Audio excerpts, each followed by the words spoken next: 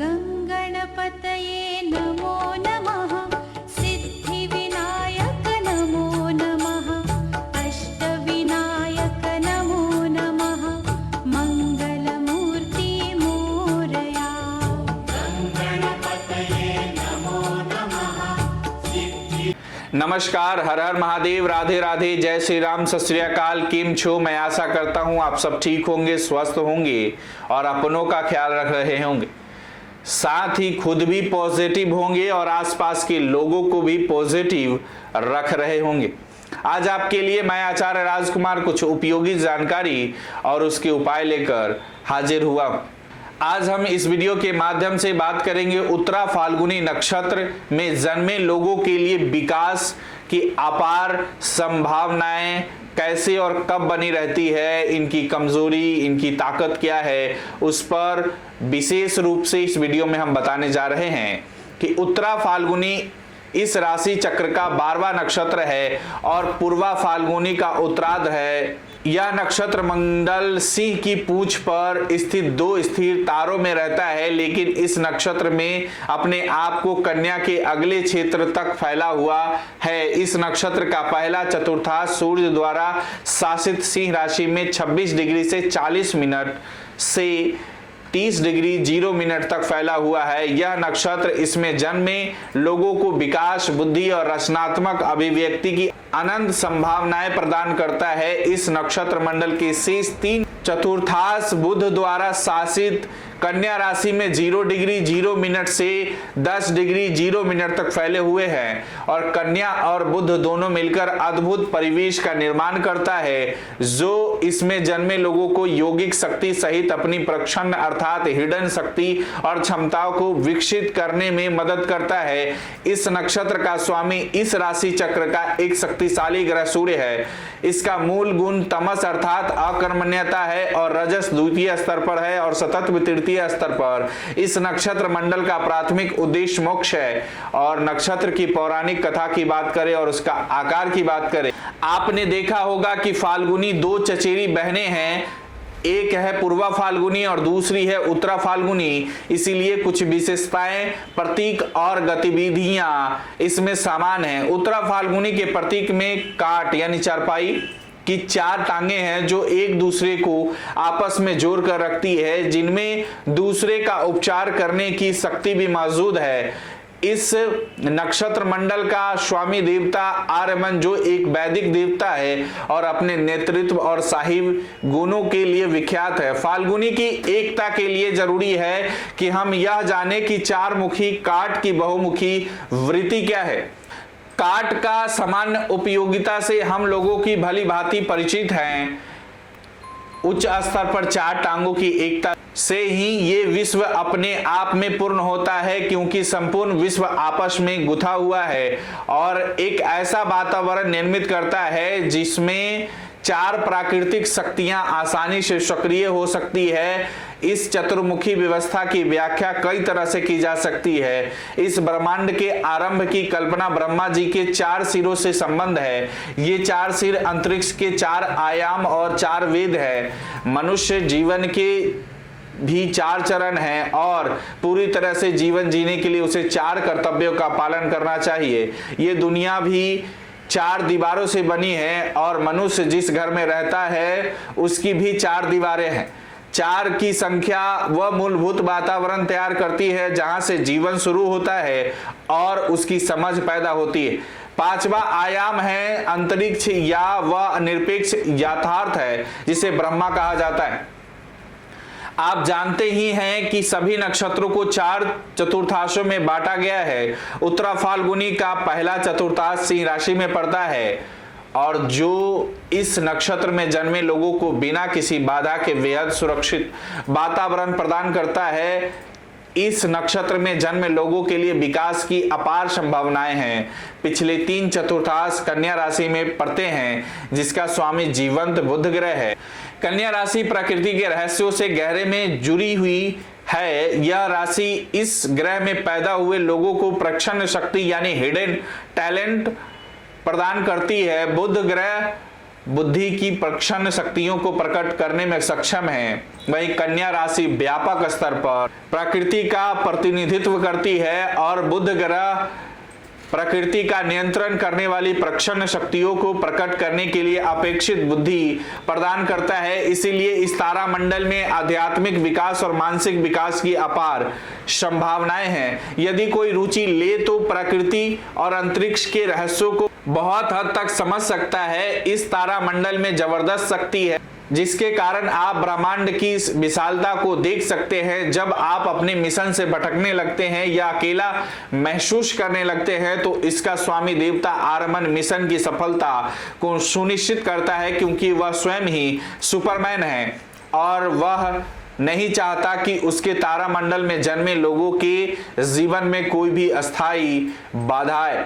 अगर इनकी गुण और प्रेरक शक्ति की बात करें तो इस नक्षत्र के गुणों का क्रम इस प्रकार है कि तमस, रजस और सतत्व। इसका प्राकृतिक क्रम है सतत्व, रजस और तमस। इन गुणों का पैटर्न ही इस नक्षत्र को बहुत ही महत्वपूर्ण बनाता है। तमस अकर्मण्यता पैदा करती है, सुस्ती, अहंकार और अंधकार या अज्ञान को दर्शाता है। जब अहंकार उसकी सत्ता के निचले स्तर को छूने लगता है तो अज्ञान यानी अविद्या का पर्दा उसे पूरी तरह से ढक लेता है। इस तारामंडल में ऐसा होता हुआ लगता तो नहीं है, क्योंकि आत्मा बहुत व्याकुल होती है और वह उसे रजस के दूसरे स्तर पर लाने के लिए जी जान से जुटी रहती है। जब जुनून या वासना आत्मा को ढक लेती है तो अगली दिशा का निर्णय नक्षत्र की मूल प्रेरणा द्वारा ही किया जाता है। मोक्ष उत्तरा फाल्गुनी की प्रेरणा है जो आत्मा को स्वतः ही तृतीय स्तर पर सतत्व की ओर ले जाती है। इस नक्षत्र का देवता आर्यमन है जिसे सूर्य भी माना जाता है, जो विजयी को मार्गदर्शन, ऊर्जा, साहस और आत्मविश्वास प्रदान करता है ताकि वह लक्ष्य को प्राप्त कर सके।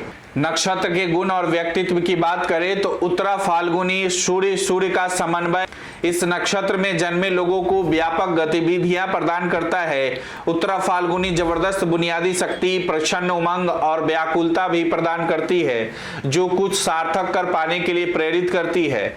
कुछ ना कुछ महत्वपूर्ण पाने के लिए उन्हें भारी अव्यवस्था के दौर से गुजरना पड़ता है। जब आप में साहस, आत्मविश्वास, धीरज और संघर्ष करने की क्षमता नहीं होगी तो आप अपनी इच्छाओं को पूर्ति नहीं कर सकते, क्योंकि आप अपनी क्षमता को जानते और समझते हैं।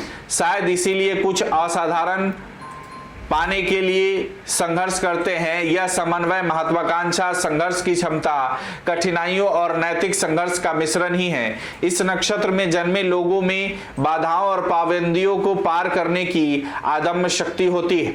उत्तरा फाल्गुनी सूर्य बुध के समन्वय में ऐसी गुप्त शक्ति होती है जिसका उपयोग विभिन्न प्रकार की यौगिक शक्तियों के लिए किया जा सकता है। उत्तरा फाल्गुनी यह भी संकेत देती है कि इस नक्षत्र में जन्मे लोगों के लिए हर संभव साधन जुटाने के लिए रचनात्मक शक्ति हमेशा तैयार रहती है। इस समन्वय में जन्मे लोगों में एक ऐसी प्रक्षण शक्ति मौजूद रहती है जो उन्हें हर तरह की परिस्थितियों में ठोस आकार लेने के लिए बेचैन कर देने वाली एक शक्ति उन्हें हमेशा ही धकेलती रहती है। यह नक्षत्र संग्रह इन लोगों को संघर्ष की ऐसी शक्ति प्रदान करता है जो उन्हें अपना लक्ष्य प्राप्त करने के लिए अंतिम सांस तक लड़ने के लिए प्रेरित करती रहती है। इन लोगों में सही तरीकों से महत्वाकांक्षाएं पूरी करने की प्रबल इच्छा मौजूद रहती है और वे इसके लिए हर तरह की भारी तकलीफें सहने के लिए तैयार रहते हैं। आप अपने वांछित क्षेत्र में नेतृत्व हासिल करने के लिए भी उत्सुक रहते हैं। आपका पक्का विश्वास होता है कि अगर आपका रास्ता ठीक है तो आपको वांछित फल मिलने में देरी नहीं होगी। एक बार परिणाम अनुकूल होने की बात पक्की हो जाए तो आप हर तरह की तकलीफें सहने के लिए तैयार हो सकते हैं। आप अगर अकेले भी पड़ जाए तो भी आप परेशान नहीं होते। एक बार जब आप कार्य क्षेत्र में कूद पड़ने का फैसला कर लेते हैं तो आप लक्ष्य हासिल करने के लिए अपनी पूरी ताकत झोंक देते हैं। आपका अपना पक्का विश्वास होता है कि सुरक्षा, शांति और सुख तभी हासिल हो सकता है जब आप सार्थक कार्य में संलग्न होते हैं। आप उन लोगों के प्रति बहुत उदार और दयालु होते हैं जिनका आपसे अंतरंग संबंध होता है। आपको अपनी क्षमता का पूरा भरोसा होता है, आपका विश्वास बहुत सकारात्मक होता है और आप यह मानते हैं कि आपके लिए संभावनाओं के द्वार कभी बंद नहीं हो सकते। आप अपनी सीमाओं में बंद कर नहीं रह सकते और आप हमेशा ही विशाल ब्रह्मांड के रहस्यों की गुत्थियों को सुलझाने में लगे रहते हैं। आप अकेला रहना पसंद करते हैं, लेकिन अगर एक बार का कार्य में कूद पड़ते हैं तो आपकी बुद्धिबद्धता अद्भुत होती है। चूंकि उपलब्धियां से आप अधिक सुरक्षित और आत्मविश्वास से भर जाते हैं, इसीलिए आप दुनियावी चीजों को हासिल करने के लिए आप सारी ताकत लगा देते हैं। आप में अपने स्वभाव के गुप्त पहलुओं को पहचानने और अपने लाभ के लिए उनका उपयोग करने की क्षमता मौजूद रहती है। वहीं आपकी कमजोरी की बात करें तो आपके व्यक्तित्व का दूसरा पहलू यह भी है कि आपका अकेलापन आपके जीवन में शून्यता पैदा कर सकता है। आप जानते हैं कि आप किसी के साथ सार्थक संबंध भी बना सकते हैं या एक दूसरे के पूरक बन सकते हैं। अगर आप अपने अकेलेपन से जूझने में कामयाब हो जाए तो आप कुछ भी कर सकते हैं, क्योंकि अकेलापन आपके व्यक्तित्व का सबसे अधिक कमजोर पहलू है। कभी कभी आपका गुस्सा और दूसरों के प्रति आभारी न होने का भाव भी आपके लिए दिक्कतें पैदा कर सकता है। आत्म केंद्रित होने का स्वभाव आपके मनोबल को बहुत नीचे तक गिरा सकता है। आप कभी कभी अपने आप को नितांत अकेला और अपने खोया हुआ भी महसूस कर सकते हैं। इससे आपका आत्मविश्वास भी कम हो सकता है और फिर से आत्मविश्वास लौटाने में बहुत समय लग सकता है। दूसरों पर नियंत्रण करने के लिए काला जादू या तंत्र मंत्र का इस्तेमाल न करें। कभी कभी आप अपना गुस्सा अपने दोस्तों पर या उन पर भी निकालने लग जाते हैं जिन्होंने आपकी मदद की होती है। अगर आपको यह वीडियो अच्छी लगी हो तो इसे फेसबुक और यूट्यूब पर शेयर और लाइक जरूर करें। मुझे दीजिए इजाजत, फिर मिलते हैं अगली वीडियो के साथ। नमस्कार, राधे राधे।